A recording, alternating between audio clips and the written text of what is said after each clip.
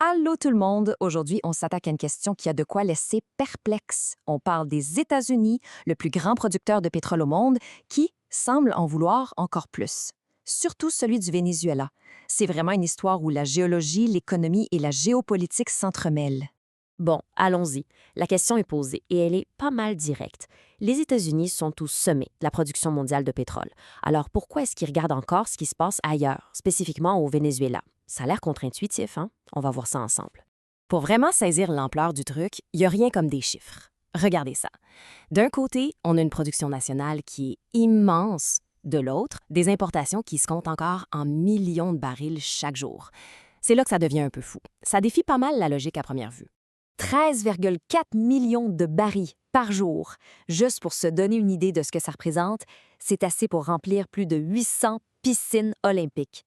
Chaque jour. C'est complètement dingue. Ça ramène toujours à la même question. Avec tout ça, pourquoi aller voir ailleurs? Eh bien, la réponse est surprenante. Ça se trouve dans la nature même du pétrole. Et voilà, on arrive au cœur du problème. C'est ici que le paradoxe commence à se dénouer. La clé, c'est de comprendre que tout le pétrole brut, ça se ressemble pas. Pensez au chocolat, OK? On a du chocolat noir, du chocolat au lait, du blanc. C'est tout du chocolat, mais on s'entend que c'est pas pareil du tout. Pour le pétrole brut, c'est la même affaire. Il y en a plus de 160 sortes différentes, chacune avec ses propres petites particularités. OK, alors la grosse différence, elle est là. D'un bord, on a le pétrole qu'on appelle léger et doux, le sweet crude. Lui, il est plus facile à transformer en essence ou en carburant pour les avions. De l'autre bord, on a le pétrole lourd et sulfureux, le sour crude. Beaucoup plus épais, plus compliqué à raffiner. On s'en sert pour faire du carburant pour les bateaux, de l'asphalte et même, tenez-vous bien, certains bons manœuvres. Et c'est là que ça devient vraiment intéressant. Regardez bien. À peu près 90 du pétrole qui sort de terre aux États-Unis, c'est du brut léger. Le hic, c'est que la majorité de leurs raffineries, surtout celles qui sont sur la côte du golfe du Mexique, elles ont été bâties pour traiter du pétrole lourd, celui qu'ils importaient d'Amérique latine. On a donc un méchant décalage entre ce qu'ils produisent et ce que leurs usines sont capables de traiter. Ce décalage, justement, nous amène tout droit au Venezuela. Parce que pendant des décennies, les deux pays ont une relation économique presque parfaite, une sorte de symbiose.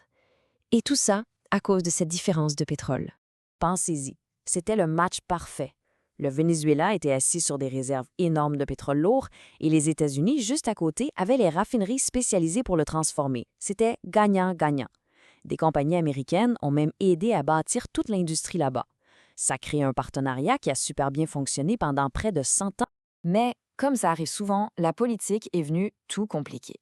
La belle logique économique a fini par céder sa place à des tensions politiques, et cette relation qui marchait si bien a commencé à tourner au vinaigre pas mal vite au début des années 2000. Alors, comment on est passé de partenaire à adversaire? Regardons la chronologie. Tout a vraiment commencé à changer en 1999 avec l'arrivée d'Hugo Chavez, qui a voulu que l'État reprenne le contrôle de l'industrie. À partir de là, la tension n'a fait que monter, jusqu'à des décisions de tribunaux internationaux contre le Venezuela, et même, carrément, des confrontations militaires. Et pour bien comprendre le point de vue américain de l'époque, cette citation de Donald Trump est assez parlante. Ça résume bien le sentiment que les compagnies américaines s'étaient fait, disant, flouer. Et c'est ce qui a servi de justification pour une approche beaucoup plus dure et pour les sanctions qui ont suivi. Évidemment, quand une superpuissance comme les États-Unis recule, ça ne laisse pas un vide très longtemps. D'autres joueurs sont vite venus occuper l'espace, ce qui a complètement changé la donne géopolitique dans la région. On a vu la Russie et l'Iran renforcer leurs liens avec le Venezuela, c'est certain. Mais le joueur qui a vraiment changé la partie, c'est la Chine. Elle est devenue absolument incontournable. Comment? En prêtant des milliards de dollars au Venezuela en échange de pétrole. La Chine est devenue, et de loin, son plus gros partenaire et son plus gros créancier. Ici, on voit bien que tout le monde n'est pas là pour les mêmes raisons. Pour les États-Unis, le but, c'est d'empêcher leurs rivaux de s'installer dans ce qu'ils considèrent comme leur cour arrière.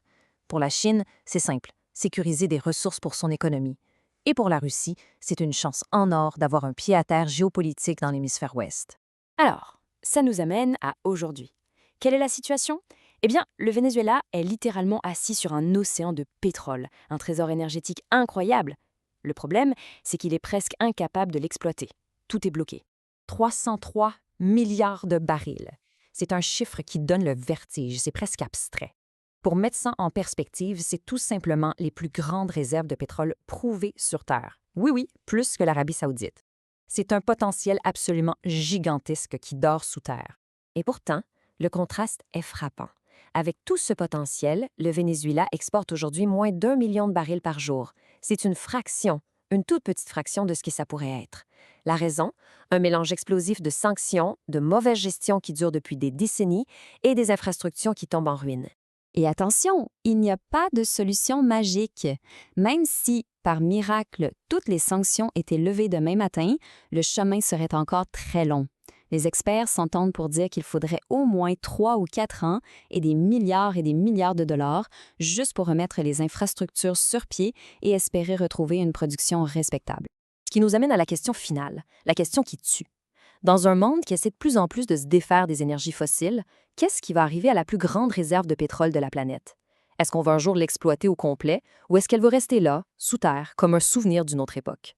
La réponse à cette question ne va pas juste décider de l'avenir du Venezuela, mais aussi d'une bonne partie de l'équilibre énergétique mondial.